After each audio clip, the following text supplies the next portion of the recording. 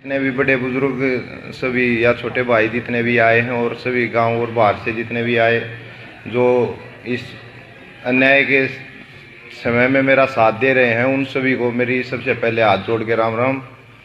और मैं बस इतना कहना चाहूँगा भाई, जो मेरे साथ इन ट्रायल्स में हुआ वो किसी के साथ ना हो, क्योंकि हम बहुत मेहनत करते हैं मतलब, और इतनी मेहनत करने के बाद जब ये रिजल्ट मिलता है तो सच में पूरी ज़िंदगी शायद मैं इस चीज़ को ना भूल पाऊँ अगर मुझे ये गेम्स ना मिलते तो। अब बहुत मुश्किल है मेरे लिए इन चीज़ों को आगे भविष्य में भी भूलना, और एक दिल सा टूट जाए, मतलब मेहनत करने का भी दिल ना करता। तो उस दिन यही हुआ कि मेरी 2 कुश्तियाँ हो चुकी थी और उसके बाद फाइनल कुश्ती थी मेरी मोहित के साथ।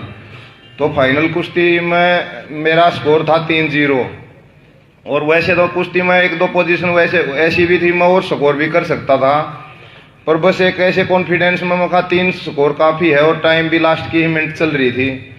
तो उस समय पर जो लास्ट की बिल्कुल 18 सेकेंड रह रही थी, एक एक्शन हुआ उसमें जो उन्होंने स्कोर दिया, वो जो कुश्ती में रेफरी या मैच चेयरमैन और जज बैठे थे उन्होंने दिया सिर्फ 1 पॉइंट। तो 1 पॉइंट देने के बाद उसके कोच ने, जो मोहित का कोच था, उसने ऑब्जेक्शन किया। उसमें ऑब्जेक्शन करने के बाद वो फैसला गया ज्यूरी के पास। तो ज्यूरी जो बैठती है ना, वो कुश्ती में वो कुश्ती को भी देखती है जो चल रही होती है। उन्होंने पहले ही पता था कि इस एक्शन में स्कोर नहीं है इसके मोहित के, जो इन्होंने ऑब्जेक्शन किया है। फिर भी उन्होंने जाके देखना तो होता ही, उन्होंने वीडियो को रिव्यू देखा जाके दोबारा बैक करके। तो वीडियो देख के उन्होंने आके अपना फैसला दे दिया। ज्यूरी ने, जो हमारे मैच की ज्यूरी थी उस टाइम पे, उन्होंने फैसला दिया मोहित के खिलाफ में। तो मेरा 1 पॉइंट और बढ़ गया ऑब्जेक्शन का। तो जो ऑब्जेक्शन करने के बाद एक कुश्ती का एक नियम है, जो रूल है, जो पूरे वर्ल्ड में लागू होता है, उस रूल में एक बार ज्यूरी जो फैसला दे देती है ना, तो उसके बाद ना तो कोई ऑब्जेक्शन करने का हक बचता और ना दोबारा उस चीज़ को कोई चेक करने देता, ना कोई चेक कर सकता।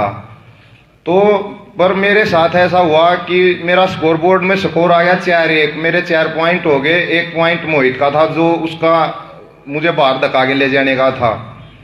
तो कुश्ती फिर से स्टार्ट होने के लिए मैं बीच में जाकर खड़ा हो गया। पता नहीं फिर क्या किसने क्या, वो मोहित के कोच ने जो स्टेज पर बैठे थे फेडरेशन के सारे अधिकारी, उनके पास जाके किससे क्या बोला उसने, तो फिर से बुला लिया सबको। तो नेता है ना, जो अध्यक्ष है जो कुश्ती का, उन्होंने जूरी के अपने एक मेंबर को बुलाया और उससे पूछा, अपने गांव से हैं पहलवान जी सत्यदेव जी। तो सत्यदेव पहलवान जी से पूछा उन्होंने बुला के, हाँ भाई सत्यदेव बताओ क्या फैसला है। तो पहलवान जी ने, मुझे नहीं पता क्या उनकी वही मजबूरी रही क्या, उन्होंने अपना फैसला बताने की बजाय नेता को उन्होंने यही बोला कि जी मैं तो इसके गांव से हूँ।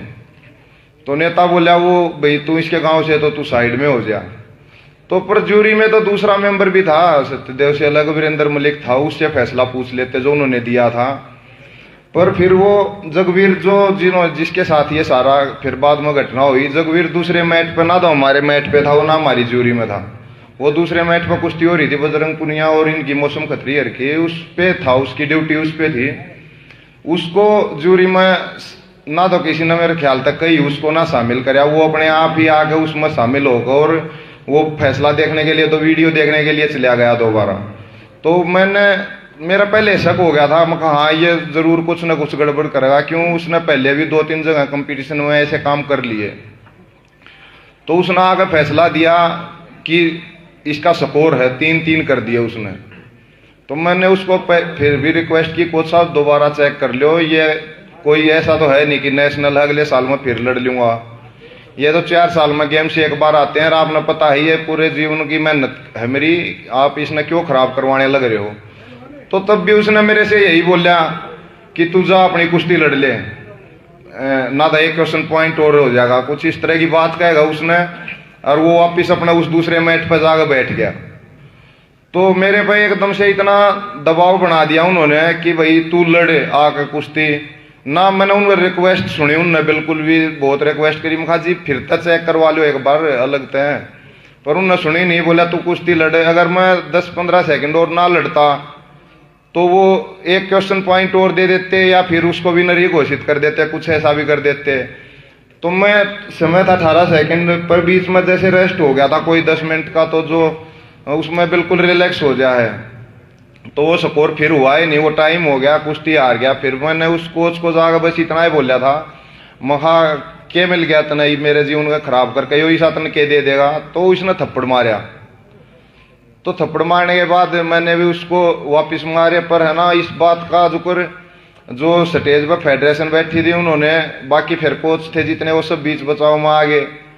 फेडरेशन जो बैठी थी उसने बिल्कुल एक बार भी जैसे मेरी नहीं सुनी उनका, बल्कि ये होना चाहिए था भाई जो भी ये चीज़ हुई है इसकी दोबारा जांच करवाई जा भाई, कुछ गलत होया तभी ये इतनी बड़ी बात हुई है। उन्होंने सीधा मुझे ही बोले कि तू जब भाई इसको लाइफ टाइम बैन कर दिया। क्यों? वहाँ पर जितने भी वो रेफरी थे या जितने भी उस दिन रेफरीज की ड्यूटी में थे, कोचेज थे जितने, वो सभी उनके नेता के सामने जाके खड़े हो गए कि भाई ऐसे तो कोई कल को हमने भी मारेगा। पर उन्होंने ये नहीं देखा कि पहले मारा किसने है, पहले मारा इस कोच ने इसको है या इसने ही जाके मारा है। अब वो बोल रहे हैं भाई मैंने कुछ उसको गलत बोला होगा या कुछ ऐसा। अगर मैं उसको गलत बोलना होता तो मैं उसको दूर से ही गाड़ी दे देता, अगर गाड़ी वाड़ी देनी होती तो मैट से ही, या उसको मेरा मारने की कोई मेरी ऐसी नीति होती तो मैं उसको जाते ही मारता, मैं उसको बात थोड़ी करता उससे। तो मेरी तो सभी आप आए हो, आप तो सभी तो यही एक हाथ जोड़ का निवेदन है कि इस मामले में अच्छी तरह मेरा निपटवाया जा, मेरी मदद करी जा, ताकि भविष्य में किसी के साथ ऐसी घटना ना हो और ना किसी देश के खिलाड़ी का मनोबल टूटे।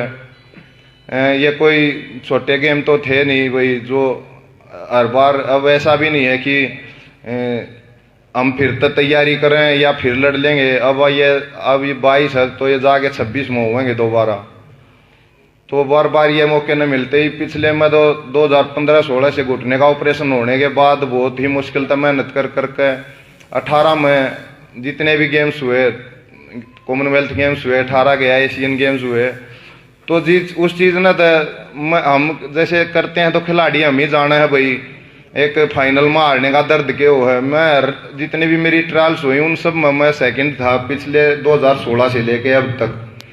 तो अब जाके न मेरा ये सिलेक्शन हो रहा था, इसमें इन्होंने मिलकर ये ऐसी कुछ राजनीति कर दी, तो उस चीज़ का दुख है। और मैं अगर मेरे स्कोर वो होते ही रियल में उसके, तो शायद मैं भी ना कुछ करता, ना मैं उस रेफरी को कुछ जाके कहता, ना या इतना कुछ घटना होती। पर उसका स्कोर था ही नहीं, इसलिए रियल में एक ये अन्याय हो रहा है मेरे साथ, उसी के लिए इतना दुख है। वरना कुश्ती तो भाई हम बहुत सी आज तक क्या आ रहे ना, हम बहुत कुश्ती आ रहे हैं भाई, जितने भी हैं लड़े हैं, सब पहलवान का जीवन ऐसा है, हार जीत चलती रहे। पर इन्होंने बिल्कुल सरासर देखते देखते एक गलत काम कराया है, और पता उनने भी है हाँ भाई गलती हो रही है, तुम्हारे फैसले में भी गलती है भाई, तुमने हाथ उठाया उसमें भी तुम्हारी गलती है, हर एक चीज़ का उन्हें पता है। और फिर एक उन्होंने शिकायत भी मेरी ही FIR शायद जाके बता रहे थे, मन तो बाद में ये जो न्यूज़ वाले हैं इन्हीं के माध्यम तक पता चला है कि उन्होंने कुछ FIR वगैरह भी कटवा रखी है। पर मेरा अभी तक ऐसा कुछ बात किसी से हुई नहीं।